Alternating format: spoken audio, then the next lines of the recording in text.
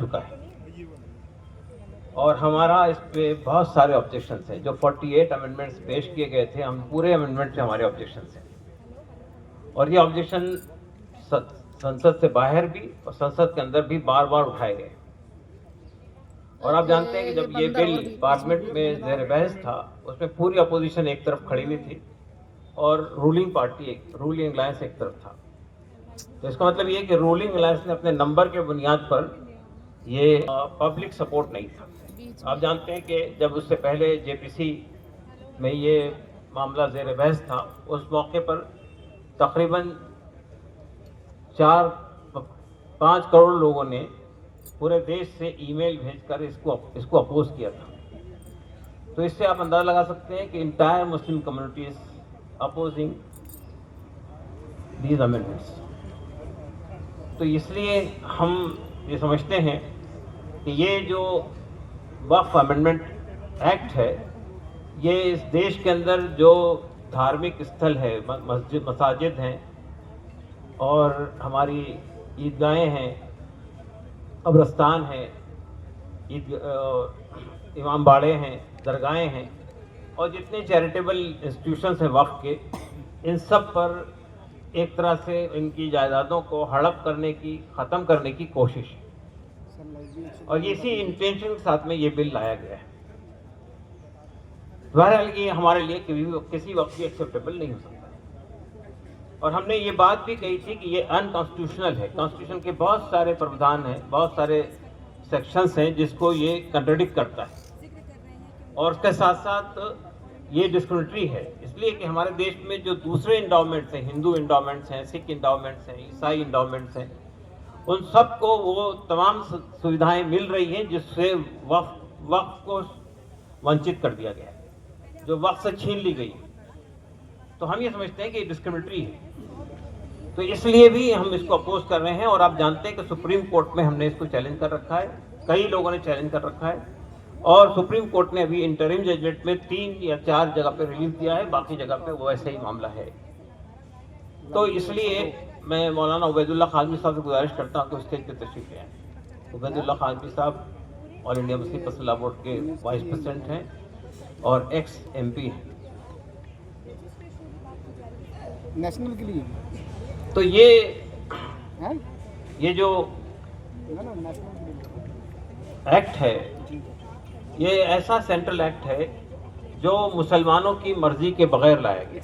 आप जानते हैं कि पार्लियामेंट की ये परंपरा रही है और पार्लियामेंट में जब भी कोई संशोधन किसी एक्ट में लाया जाता है या कोई नया कानून बनाया जाता है, तो जिस वर्ग विशेष से उसका ताल्लुक होता है उसको कॉन्फ्रेंस में लिया जाता है, उससे बात की जाती है और उसके बाद ही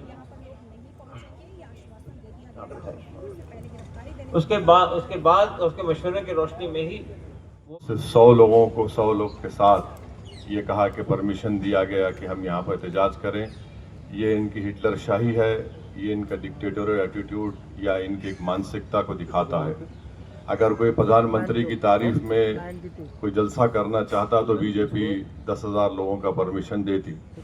दूसरी बात यह है कि हमको बड़ी मायूसी हुई और जो सुप्रीम कोर्ट में जो इंटरिम ऑर्डर आया वो यकीनन वक्फ की जायदादों को बचा नहीं पाएगा, क्योंकि आप जानते हैं कि जो इंटरिम ऑर्डर है वो सिर्फ सेक्शन 3C जो कलेक्टर को इजाज़त थी उसके ऊपर किसी हद तक रोकथाम लगाई गई। 5 साल का जो लुज़ूम है कि उसको मुसलमान साबित होना, कोर्ट ने कहा कि रूल बनाए जाएं, तो वो एक कंडीशनल स्टे है।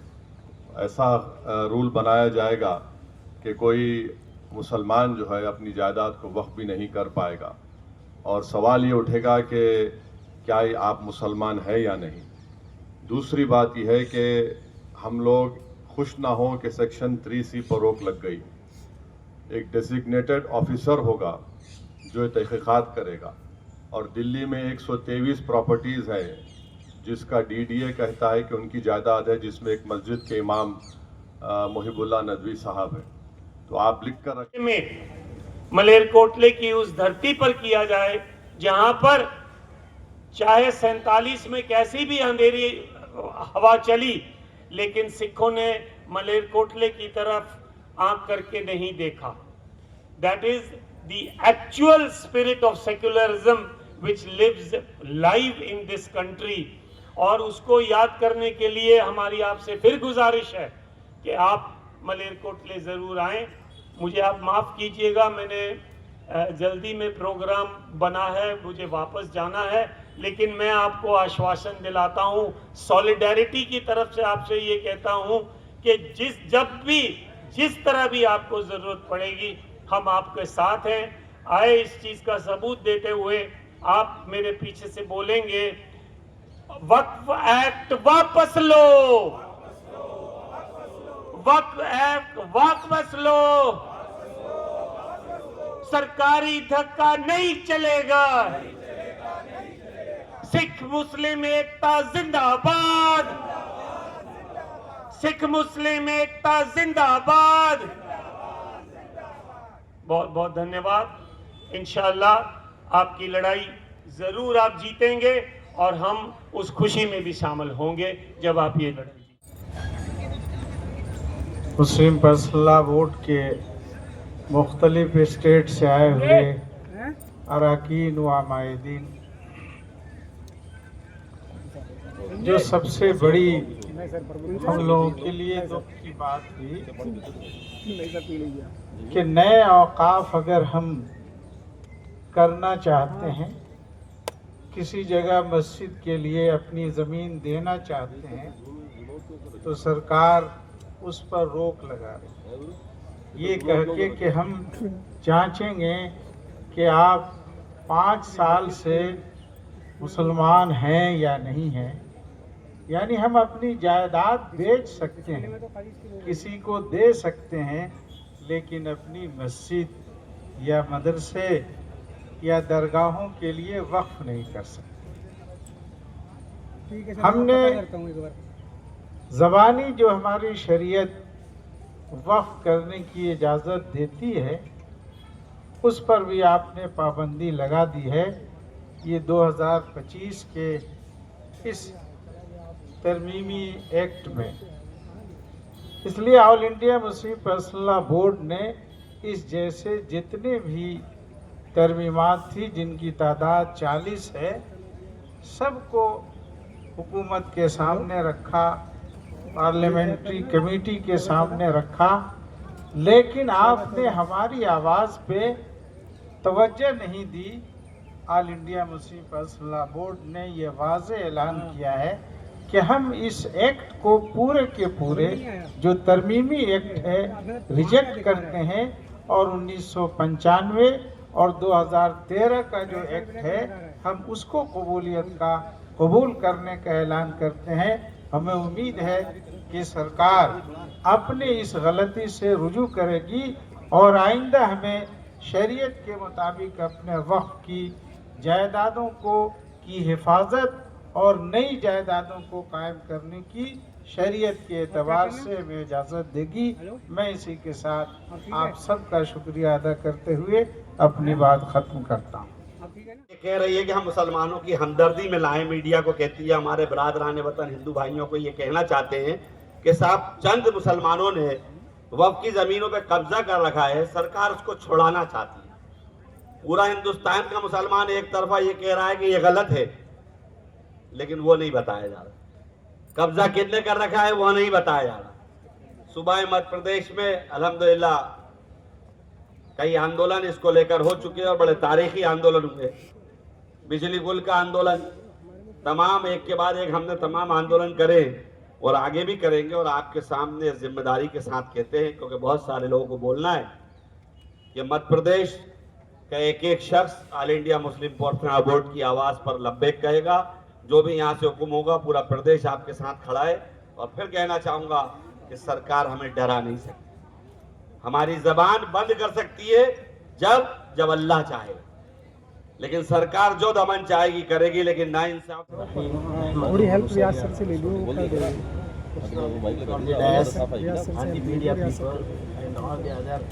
All India Muslim personal member, अस्सलामु अलैकुम व रहमतुल्लाहि व बरकातहू। Alhamdulillah, by the grace of Allah, in Tamil Nadu, our Chief Minister is fully with us. He is supporting our cause. He said even very recently the Waqf Board term has been relapsed, that is over, So he said he will not constitute the Waqf Board as per the new law. Till the final verdict is coming that we will not form the government, because as per the new law we have to put 2 persons from non-Muslim and 9% out of 11%. So that much support we are having, and he has also requested us not to upload the properties in the Ummid portal. So he has given a clear restriction that as we are opposing this law, we are not. So in that way, among all the states, I feel Tamil Nadu stands alone because of the support of our Chief Minister, and he is the proclaimer of the Dravidian model. So we want all the non-BJP, of course we cannot ask the BJP government, all the non-BJP government should follow the suit, so that they have to follow the footsteps of our Chief Minister Stalin, and with these few days, and Alhamdulillah, in our place we have conducted a lot of program. There was a very good response, and we are just waiting for the advice from the Tamil Nadu government whether we have to go with the Ummid portal or not. So we are waiting for his advice, and we will do our best to take this protest to all the places in Tamil Nadu. Thank you very much. एक एक लफ्ज महफूज रहे और एक एक लफ्ज की उसकी हिफाजत होती रहे, और इसमें जो हुकूक दिए गए हैं, मजहबी हुकूक हो या दूसरे जितने भी इंसानी हुकूक दिए गए हैं, उन हुकूक की मुकम्मल हिफाजत हो। इस हिफाजत के लिए, हुकूक की हिफाजत के लिए ये लड़ाई लड़ी जा रही है, और अल्हम्दुलिल्लाह हम देख रहे हैं कि इस लड़ाई में सिर्फ मुसलमान नहीं बल्कि हमारे बरादरान वतन भी शामिल हो रहे हैं। और हमें उम्मीद है कि जिस तरह से हमारे भाइयों को गुमराह करने की कोशिश सरकारी सतह पर हो रही है वो नाकाम होगी, और इस मुल्क के तमाम शहरी खड़े होंगे और उन तमाम नाइंसाफियों को ख़त्म करने की कोशिश की जाएगी जो किसी तरह से पावर को इस्तेमाल करते हुए इस मुल्क पर, यहाँ के शहरियों पर नाफिज करने की कोशिश हो रही है। अल्लाह तबारक व तआला से भी हम दुआ करते हैं कि हमारी इस कामयाबी में हमारी मदद हो, और हम जो जिस तरह की हिफाजत की हम कोशिश कर रहे हैं वो हिफाजतें हमें हासिल हो जाएं। वमा अलैना इल्लल बलाग। मैं मोहतरम मौलाना नुसरमान कासिम साहब, नायब सदर ऑल इंडिया मिली काउंसिल से गुजारिश करता हूँ कि वो तशरीफ लाने अपनी बात रखें और इन्हें कारगुजार सदर से मौत कीजिए।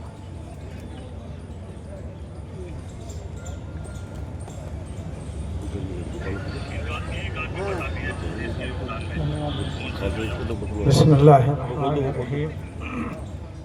देंगे तो कब तक ऐलान इसका किया जाएगा? कल की मीटिंग में हम फैसला करेंगे। सर, एक जो कैंपेन चल रहा है आई लव मोहम्मद, उसको किस तरीके से देखते हैं?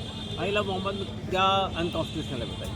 अगर कोई आदमी अपने सीने पे लिख के लगाता है, अपने गले में लिख के लगाता है, सड़क के ऊपर लिख के पोस्टर चिपकाता है, तो आई लव मोहम्मद हमारे देश के अंदर जो रिलीजियस पर्सनैलिटीज़ हैं उनका एहतराम करना तो एक हर धर्म के अंदर मौजूद है।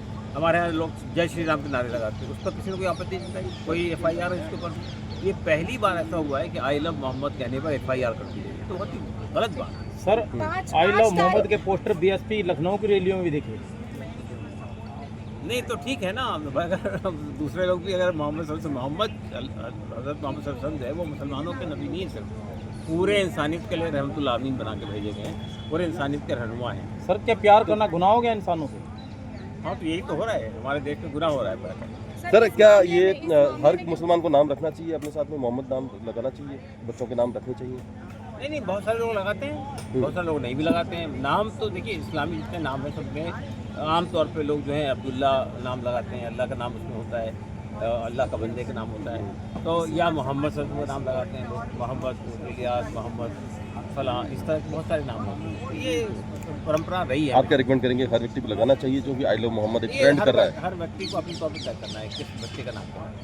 वक्त के एतबार से क्योंकि ऐसा कुछ नहीं हुआ, इसी अभी सुप्रीम कोर्ट पहुंचे हैं, तो क्या all India Muslim personal law board भी पहुंचेगा उस तारीख को बढ़ाने की? सुप्रीम कोर्ट पहुंच चुका है, पहले सुप्रीम कोर्ट में मसला बोर्ड नहीं डाला है, तारीख बढ़ाने की बात यहाँ पर जो की जा रही है, वो भी हमने भी डाल दिया क्योंकि टेक्निकल प्रॉब्लम्स बहुत। आई लव मोहम्मद पर FIR, ये मुझे लगता है बहुत ही बड़ा अन्याय इस देश में हो रहा है।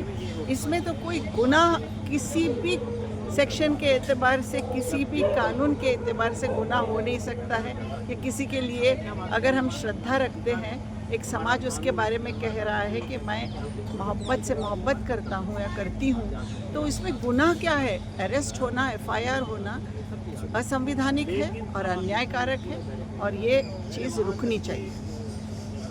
वक्फ बोर्ड में जो ओवैसी साहब ने बोला है कि इससे सबके लिए खतरा है, तो आप क्या कहेंगे?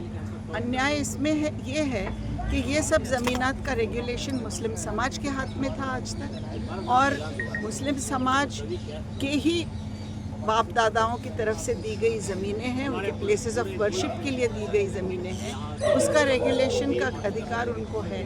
और ये अधिकार अगर सरकार चाहती है कि कम कर दिया जाए और ये ज़मीनों पर और लोगों का कब्ज़ा हो जाए, या जो लोग ज़्यादा दिन तक उस ज़मीन पर है, एनक्रोचमेंट है या गैर कानूनी कब्ज़ा है, तो वो लीगलाइज हो जाए, तो ये हमको मान्य नहीं है। अपना नाम